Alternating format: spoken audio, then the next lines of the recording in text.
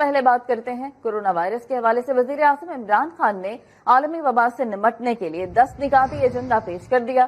اقوام متحدہ کی جنرل اسمبلی کے خصوصی اجلاس سے ویڈیو لنک کے ذریعے خطاب میں غریب ممالک کے قرضے معطل کرنے کی تجویز پیش کی، غیر قانونی رقوم کی ترقی یافتہ ممالک میں منتقلی روکنے اور $500 ارب کا ہنگامی فنڈ قائم کرنے کی تجویز بھی وزیر اعظم نے پیش کی۔ یہ بھی کہا کہ کورونا عالمی جنگ کے بعد سب سے بڑا مسئلہ ہے۔ پاکستان نے مؤثر لاک ڈاؤن کے ذریعے نہ صرف وبا کو روکا بلکہ لوگوں کو بھوک سے بھی بچایا، لیکن اب دوسری خطرناک لہر کا سامنا ہے۔ I would like to propose a 10-point agenda for urgent action. وزیر اعظم عمران خان نے کورونا کی وبا کا مقابلہ کرنے کے لیے 10 نکاتی ایجنڈا پیش کر دیا۔ اقوام متحدہ کی جنرل اسمبلی کے خصوصی اجلاس سے ویڈیو خطاب میں وزیر اعظم نے سب سے زیادہ متاثرہ ممالک کے قرضے وبا کے خاتمے تک معاف کرنے، ترقی پذیر ممالک کو نرم شرائط پر قرضوں کی فراہمی اور کرپٹ سیاستدانوں کی لوٹی ہوئی رقوم کی واپسی کی تجویز پیش کی۔ Immediate action to stop the massive illicit financial outflows from developing countries. There should be an immediate return of their assets stolen by corrupt politicians and criminals back to these countries. وزیر اعظم نے وبا کو جنگ عظیم کے بعد سب سے خطرناک عالمی مسئلہ قرار دیا۔ The COVID-19 pandemic is the most serious global crisis since the Second World War. And hopefully, whenever the vaccine is available, it must be offered to everyone. وزیر اعظم نے کہا کہ پاکستان نے اسمارٹ لاک ڈاؤن کی کامیاب policy اپنائی۔ We had a successful policy of smart lockdowns. Our efforts were aimed at ensuring that not only do we save people from the virus, but also prevent them from dying from hunger. وزیر اعظم کا کہنا تھا کہ وبا کی پہلی لہر کا مقابلہ کرنے کے بعد اب پاکستان کو دوسری خطرناک لہر کا سامنا ہے۔ وائرس پر قابو پانے کے لیے دنیا کو مشترکہ کوششیں کرنا ہوں گی۔ کورونا وائرس کی دوسری لہر شدت اختیار کر گئی ہے۔ گزشتہ 24 گھنٹوں کے دوران 55 افراد جان کی بازی ہار گئے۔ ہلاکتوں کی مجموعی تعداد کی بات کریں تو 8,260 ہو گئی ہے۔ 3,262 نئے کیسز سامنے آئے ہیں اور NCOC کے مطابق ملک میں کورونا کے ایکٹیو کیسز کی تعداد 51,507 تک پہنچ گئی ہے۔ لیکن اچھی بات یہ ہے کہ 3,354 مریض ایسے ہیں جو صحت یاب ہوئے ہیں۔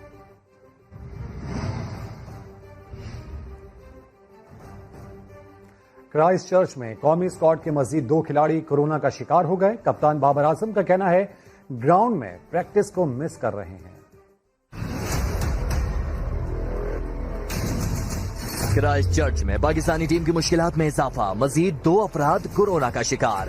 تیسری ٹیسٹنگ کے دوران زیر تفتیش افراد کی رپورٹس بھی مثبت آ گئی، مجموعی تعداد 10 ہو گئی، لیکن 4 ہسٹورک اور 6 کیسز ایکٹیو ہیں۔ پاکستانی دستے نے 9واں روز بھی آئسولیشن میں گزارا، جہاں اسکواڈ کی 4تھی کورونا ٹیسٹنگ ہوئی۔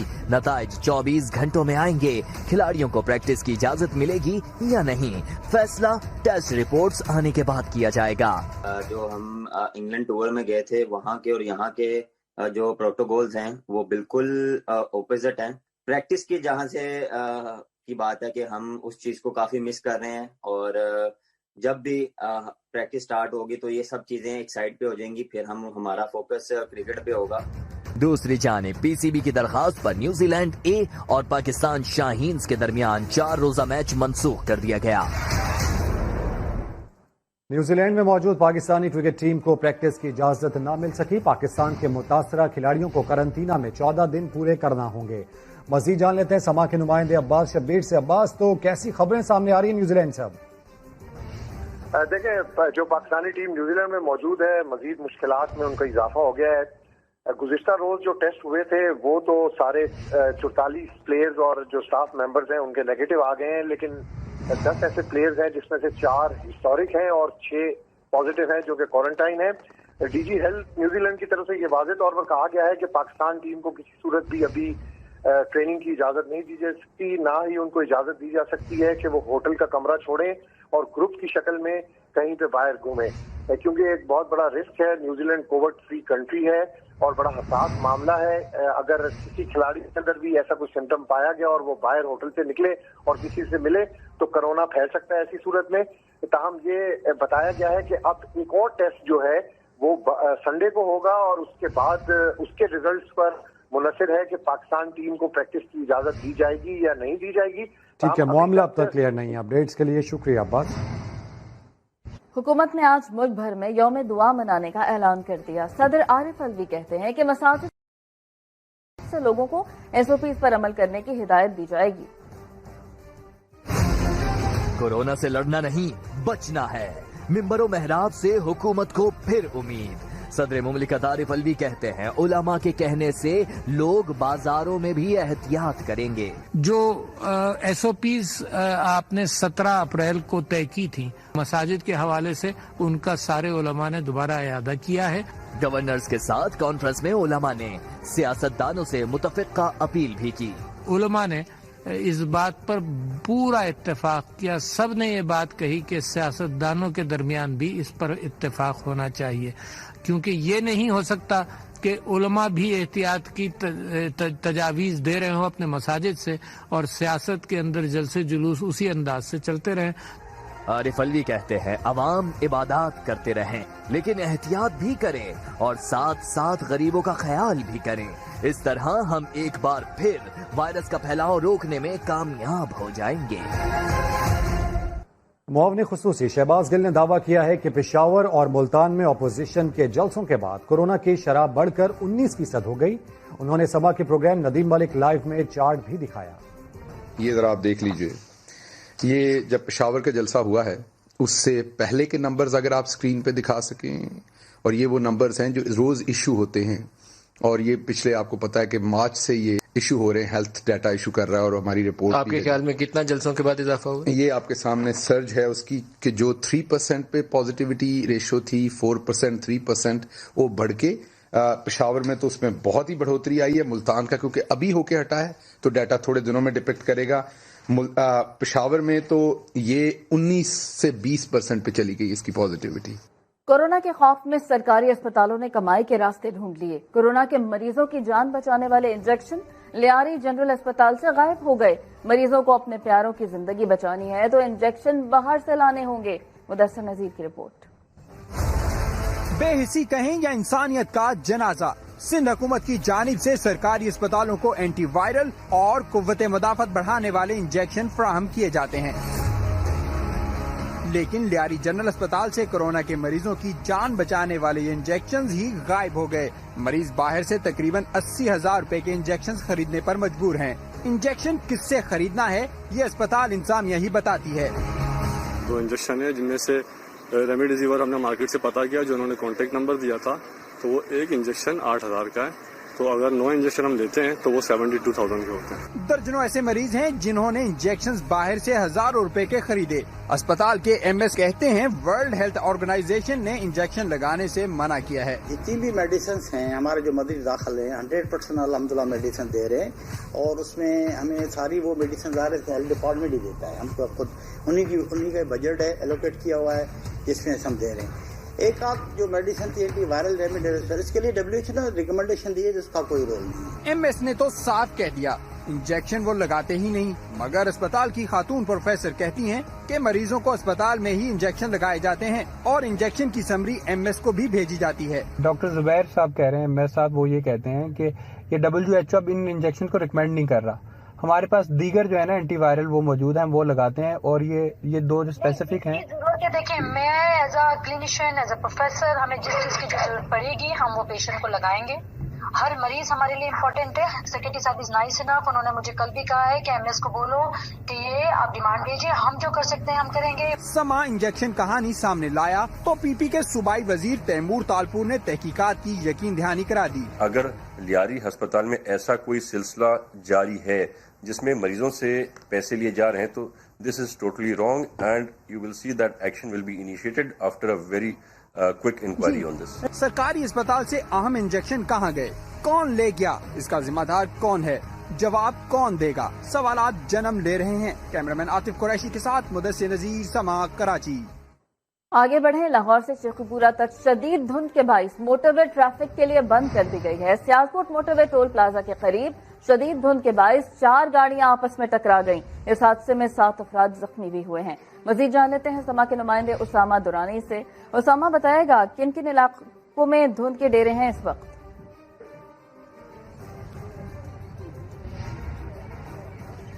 جی بالکل، لاہور سمیت پنجاب کے مختلف میدانی علاقوں میں دھند پڑنے کا سلسلہ شروع ہو چکا ہے۔ حد نگاہ کم ہونے کی وجہ سے مختلف شاہراہوں پر گاڑیوں کی آمد و رفت میں شدید مشکلات کا سامنا کرنا پڑ رہا ہے۔ لاہور سے حد نگاہ کم ہونے کی وجہ سے لاہور سے شیخو پورہ تک موٹر وے کو مکمل طور پر بند کر دیا گیا ہے۔ میں اس وقت بابو صابو انٹرچینج پر موجود ہوں اور یہاں پر گاڑیوں کی لمبی قطاریں لگی ہوئی ہیں۔ ترجمان موٹر وے کے مطابق جو ہی حد نگاہ میں اضافہ ہوگا موٹر وے کو مکمل طور پر ٹریفک کے لیے کھول دیا جائے گا۔ حادثات سے بچنے کے لیے ٹریفک جو ہے وہ موٹر وے پولیس کی جانب سے کچھ احتیاطی تدابیر بتائی گئی ہیں، جس میں گاڑیوں غیر ضروری سفر سے اجتناب کیا جائے، فوگ لائٹ کا استعمال کیا جائے، کسی بھی قسم کی معلومات یا مدد درکار ہو تو 130 پر آپ کال کر سکتے ہیں۔ دوسری جانب محکمہ موسمیات کا یہ کہنا ہے کہ خشک سردی کی وجہ سے جو دھند کا سلسلہ ہے اس میں آئے روز دن بدن جو ہے وہ اضافہ دیکھنے کو ملے گا۔ جی صحیح، بہت شکریہ اسامہ دورانی سے متعلق بتا رہے تھے۔ کانپور میں سبزی منڈی کے قریب آئل ٹینکر لیک ہو گیا، ٹینکر میں موجود پیٹرول سڑک پر پھیل گیا۔ پولیس اور ریسکیو ٹیم نے روڈ کو ٹریفک کے لیے بند کر دیا۔ پیٹرول سے متاثرہ جگہ پر ریت ڈال دی گئی ہے۔ 4 گھنٹے بعد ریسکیو نے سڑک کو کلیئر کر دیا۔ ریسکیو حکام کے مطابق ٹینکر میں 20,000 لیٹر پیٹرول موجود تھا۔ پمپ پر پیٹرول منتقلی کے دوران مین وال ٹوٹنے سے لیکیج ہوئی اور پیٹرول سڑک پر پھیل گیا تھا۔ پاک فوج کے ترجمان میجر جنرل بابر افتخار کا گلوبل ولیج سپیس کو بڑا انٹرویو، کہا مقبوضہ کشمیر کا اسپیشل سٹیٹس ختم کر کے بھارت کو دنیا بھر سے منفی رد عمل کا سامنا ہوا۔ بھارت کشمیریوں کی جدوجہد آزادی کو دہشت گردی سے جوڑنے کی کوشش کر رہا ہے۔ بابر افتخار نے یہ بھی کہا کہ پاکستان کو 5th جنریشن وار کا سامنا ہے۔ DGISPR major general Babar Iftikhar کا گلوبل ولیج سپیس کو اہم انٹرویو۔ نجمہ منہاج سے گفتگو میں جنرل بابر افتخار نے بتایا کہ بھارت نے کشمیر کا اسپیشل اسٹیٹس ختم کیا اور خود کو کمزور کیا۔ عالمی سطح پر پاکستان کا مقدمہ مضبوط ہوا۔ Let me start from the 5th of August 2019. Whatever actions the Indian government took, the revocation of Article 370, the special status of Indian occupied Jammu and Kashmir. Ever since then, India has received a lot of negative press, and the issue has been very well supported by the Pakistan government, the way it has been taken up on different international forums. Major general Babar Iftikhar نے وعدے کیا کہ بھارت مقبوضہ کشمیر میں کر کیا رہا ہے۔ They're trying to connect this freedom struggle with terrorism, and terrorism they're trying to connect with infiltration, so-called infiltration from Pakistan. DGISPR نے کہا کہ پاکستان کو 5th جنریشن وار کا سامنا ہے۔ میجر جنرل بابر افتخار نے کہا کہ دہشت گردی اور سیکیورٹی مسائل پر بہت حد تک قابو پا لیا گیا ہے۔ افغان پاکستان بارڈر پر باڑھ کا بیشتر کام نمٹا چکے ہیں۔ But alhamdulillah, right now we've fenced about 83% of the Pakistan-Afghan border. So by the end of this month, inshallah, we would have completed that. انہوں نے بتایا کہ دسمبر 2021 تک ایران پاکستان بارڈر پر بھی باڑھ کا کام مکمل کر لیا جائے گا۔ افغانستان کا مسئلہ افغان ہی حل کریں گے، پاکستان انہیں بھرپور سہولت دے گا۔ سی پیک کی طرف اٹھنے والی ہر میلیات پھوڑ دیں گے، پاک فوج نے بھارت کو 2 ٹوک پیغام دیا۔ DGISPR major general Babar Iftikhar نے کہا کہ سی پیک دشمن کو کھٹکتا ہے، لیکن ہم چیلنجز سے نمٹنے کی بھرپور صلاحیت رکھتے ہیں۔ پاک چین اقتصادی راہداری پاکستان ہی نہیں پورے خطے کے لیے گیم چینجر ہے۔ منصوبے کو نقصان پہنچانے کی ہر سازش ناکام بنائیں گے۔ سی پیک کے خلاف سرگرم مودی سرکار کو DGISPR کا واضح پیغام۔ گلوبل ولیج سپیس کو انٹرویو میں میجر جنرل بابر افتخار نے کہا کہ بھارت کی بھول ہے کہ رکاوٹیں ڈالنے سے سی پیک رک جائے گا۔ منصوبے کی حفاظت کے لیے 2 ڈویژن فورس تشکیل دے چکے۔ Somewhere Indians decided that there is a timeline beyond which this project becomes irreversible.